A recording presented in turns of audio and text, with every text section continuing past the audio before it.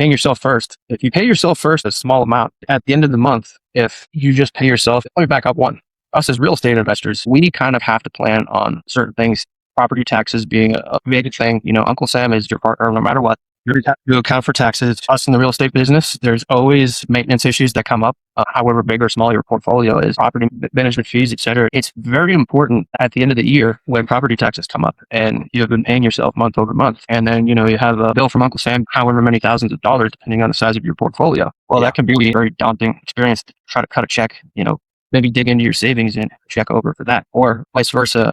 You have a house that has a roof that's 40 years old and, you need a new roof. You need to cut a check for a few $1,000s for that. These things don't come out of nowhere. So again, planning bit by bit over the month, over the year, and I guess over the entire life cycle of you managing your portfolio. That is really the difference. Yeah, man, I agree. I see this all the time. I've been doing this for over 20 years now. People own their properties for years and they couldn't tell you their actual bottom line if their life depended on it. And I'm not dogging them. I was the same way. So I think real important is getting some definitions. I like the book gives a little bit. Profit equals, profit is money intentionally retained after accounting for expenses and obligations. So that's profit. And I hear this all the time. We're just plowing the profit back in our business. We're just doing that. And that's not profit. That's expenses. Then the definition of revenue I like he gives is your total income collected before expenses. So I kind of look at those two things. That kind of helped my brain figure that out. What'd you think about that, Mike? Absolutely. Mike Macklewitz in this book, I thought it was a pretty interesting concept that he had. It's not necessarily new.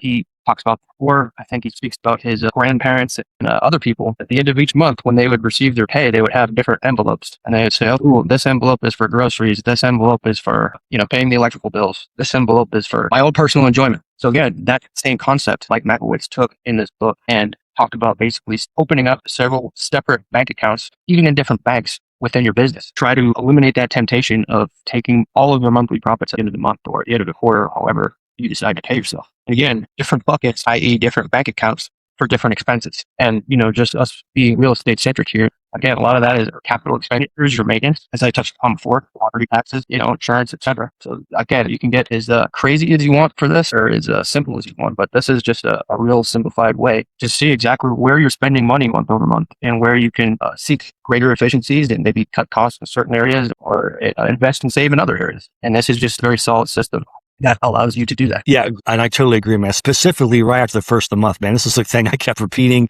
I'll just be honest with you. After the first of the month, the rent's hit, all those checks go into the account. Real estate's awesome because you get paid every month. People call it mailbox money. It does happen. And you can't stop it. I mean, the money just keeps coming in. And then, so you look at that, for about 3 days, everybody feels like they're a high roller. And then reality shows up. This is what I found is all this money was there. You would look at it in our account like, man, we got all this money. But obviously we had to do something with it. So for us, we kind of looked at, the buckets you just talked about. You have an income account. That's where all the money goes into. Everybody pays their rents. That's where it all shows up. Right away, we put it into a tax account. So our taxes are squared away. We're not stressed on trying to figure out when taxes are due, how to scrounge that money up. So that takes a lot of pressure off. The profit account, we started out small, 1%.